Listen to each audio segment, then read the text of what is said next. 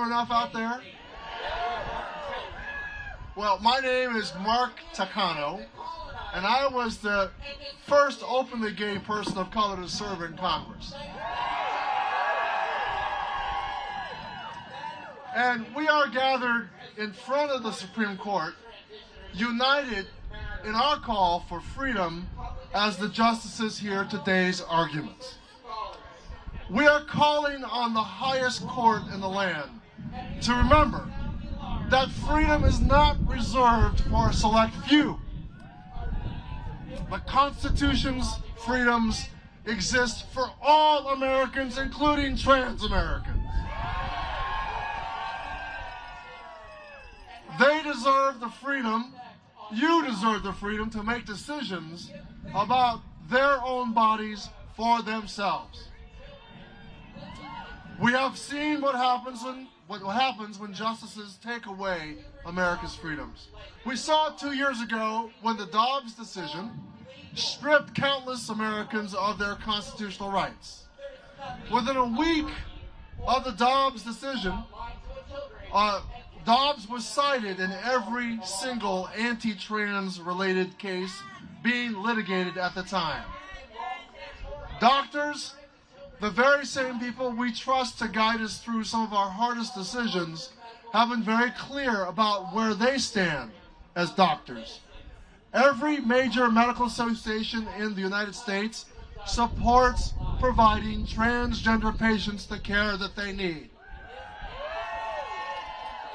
And access to care isn't some academic exercise.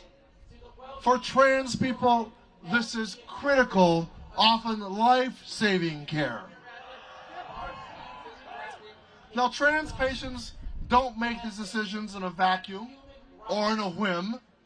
They talk with doctors, mental health professionals, and in the case of a young person seeking care, parents. Today, the Supreme Court is hearing arguments that cut to the heart of trans Americans' freedoms to get the care that they need. So I hope that the justices strike down the Tennessee ban. Because right now, politicians are substituting their own judgment for the judgment of doctors, using the government to override what the medical community is saying. And these politicians are saying that they know better. The result is that some kids get the health care they need, and some kids won't. It is fundamentally unfair to deny health care for transgender youth just on the basis of their gender identity. We cannot permit freedom to be the domain of only some Americans. In the months and years ahead, they will keep on trying to go after trans people. But we will not abandon the trans community at the moment when they need us. To every trans person here today,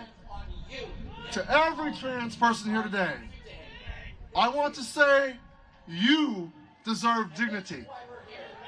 You deserve respect. And you deserve recognition under the law. We have always had to fight to ensure that the promise of the Constitution was carried to all Americans.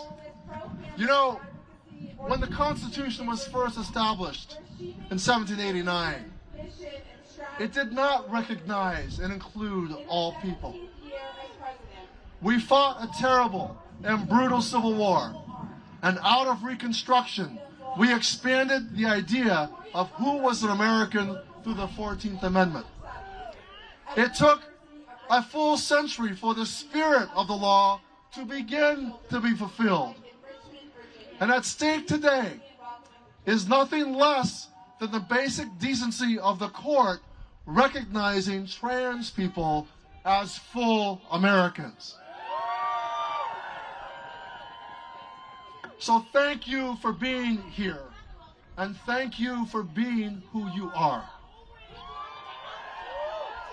Thank you for your energy, your passion, and your drive.